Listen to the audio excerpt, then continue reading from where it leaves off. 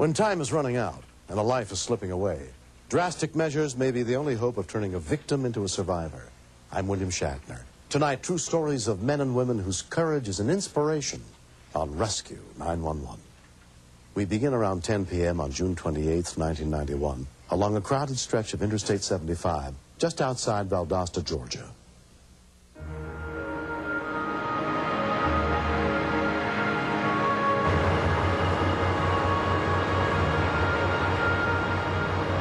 Joanne and Dave Oser had driven this road many times before. We were traveling to visit my family. Sometimes you're on stop and go on I-75. It was not like that at all. It was pretty full.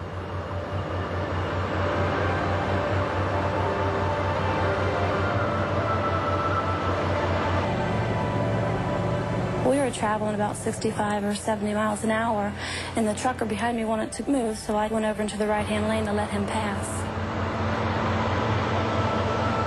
Not far behind him, Jane Rodenhausen was driving on the same highway. From the evidence at the scene, it appears that they left the roadway for unknown reasons.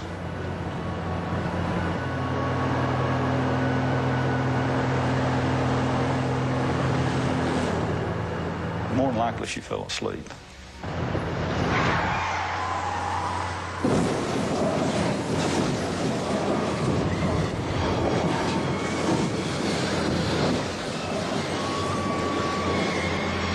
When we continued, there's a woman standing there. She said, "My God," she said, "somebody a semi on Interstate 75. David Oser and his wife were driving right behind them. I saw the car impact with the rig, and from there was just sparks and flames everywhere.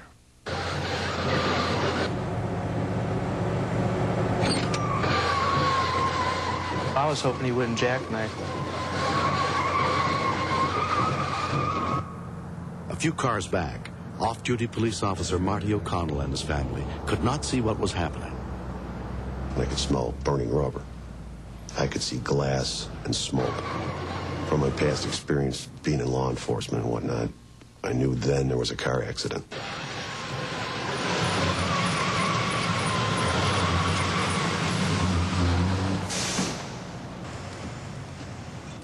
There was no way we'd expect anybody could possibly live through that. I grabbed the cellular, I dialed 911. There's a woman standing there. She said, "My God," she said, "somebody's got to get that woman out of there." At this time, I didn't even realize somebody was in the car still. Get the box off. We got to get the box off. There was a truck driver standing to the rear of the semi. I said, "Oh, you got to get the trailer part off of her." There was flames, but not real great flames at this time. Keep going. Come on. Come on. And I ran to the different trucks and asking for fire extinguishers and bringing them back up to them. Okay, right there, that's good. When he backed it off, the car really went up then because it got more air around it. I could see she was hurt really bad. I wasn't sure she was alive at this time or anything. I'd always heard you never remove anybody because of possible injury, but if she'd stayed in the vehicle without being pulled out, she'd have definitely burned. I lifted her up, but she wasn't coming out of the car. Her foot's stuck, hold on. The flames would not stop. Then people kept saying, "It's going to blow, it's going to blow." I really didn't pay that much attention to the flames at the time because I had just concentrated on getting her out. That was all I was worried about. Help me with the door, help me with the door, somebody. But the car's getting hotter and hotter.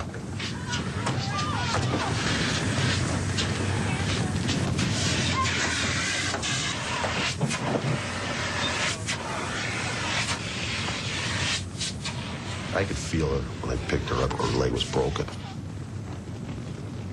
I thought for sure she was dead. We looked back to the vehicle, and probably within a minute it was totally engulfed. The 1st Cook County Rescue Unit arrived on the scene, including paramedic Ron Register. When we first got there, my partner asked me, was she alive? She was unresponsive, barely breathing. We saw that she was burnt 18 to 20% 3rd degree and 2nd degree burns on one side of her body. We was figuring head injury, we was figuring C-spine injury, so we had to be suspicious of everything. I knew there was a possibility that she could die at any time.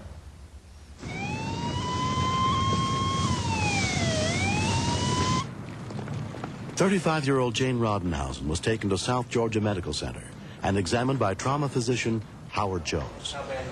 She has been in a car wreck. She is unconscious. The first thing we had to do was just stabilize her ability to get air and breathe. She had a very high pulse, which shows signs that her circulatory system is near or at collapse. And she had multiple injuries to the left arm and leg, both burns and lacerations and fractures. We got IVs going already. Also, she had what's called a closed head injury. Our main concern after the initial stabilization was the fact that she had a comminuted ruptured spleen and then she had a crushed pelvis. She had lost a great deal of blood. She required what's called red tag blood. It means you don't even bother to take the time to type it. Jane was transferred to the burn unit of Shands Hospital at the University of Florida in a semi-conscious state. Her close friend, Kay Rogers, was notified of the accident. Her face was swollen. She was covered in bandages. Her hair was burned. And it was just, it didn't look like Jane at all. It was not someone that I had seen before. 2 months passed before Jane regained full consciousness. I remember looking up and seeing very bad acoustical tile. And I kind of put all these visual clues together and came up with the fact that I was in a hospital. I thought, oh no, something bad has happened. All the senses started reporting in, and it was like, left arm, can't move it. Left leg, nope, up in the air. Little by little, I knew I was in big trouble. It was just like one day, she decided it was time to wake up and get with the program, and she did. And it was, after that, it was amazing. 3 months after the accident, Jane, who'd been a runner, participated in her first race from a wheelchair. That was my goal when I was in the hospital, was to do this race. A good friend of mine, Kathy, pushed me the entire way. And at the very end, she stopped the wheelchair right before the finish line.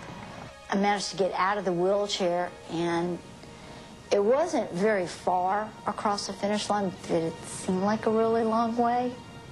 And I got to walk across it. So I was really tickled about that. Marty O'Connell and his wife Gloria were at home 2 months after the accident when the phone rang. I said, hello. She says, Marty. And when I heard her voice, when I heard her say my name, I knew who it was right away. And I had never heard her voice. And she said, Marty, this is Jane Rodenhausen. She goes, I just wanted to call and see how you're doing. I says, well, I said, I should be calling you, asking you how you're doing. This man saved my life. How do you thank somebody for that? Hello. Hi, how are you? How are you? Hey, Marty, what's going on? He's called me both years on the anniversary of the wreck. I know who it is because I'll pick up the phone, I'll go hello, and he's like, do you know what you were doing this time 2 years ago? He and I have a bond. There's a sense of communion between us. He asked me if I would mind if he got a tattoo with Jane's name printed in it. And I was like, oh, that would be cool, you know? So that's what he did. This is cool. Okay, make a muscle. Oh, stop it. Jane, she thought that was the greatest thing in the world. She thought it was fantastic. I really like this a lot. Good. That night, there were a lot of people who went out of their way to help her. And I think that they didn't even think twice. I think there were a lot of unsung heroes there, especially Marty. They were the sole reason that Jane's here today. What I did took me 10 minutes. She's got to live with this every day, the rest of her life. And that's a lot to do. And you have to be a very, very strong person to be able to do that. Before my accident, I was very caught up in the comfortable life and how to make it even more comfortable. No, well, geez. I've changed where I've lived. I changed what I do. I work with children with developmental disabilities, and It makes you feel like what you're doing counts. See? I think everything in this world is a domino effect. It affects everything. I'm a lucky kid. I get to do everything again. So this time around, what I want to make sure of is that I keep that candle lit and I keep the circle unbroken, and I do something good to someone who might do something good, to someone who might do something good. And impressive. That's how you do good things. Impressive. I think you did great. Well, should we give him a hand? Let's go. Next. With children, a lot of times they'll hold steady, and then all of a sudden the bottom will drop out. And she just looked like one of those people where that was going to happen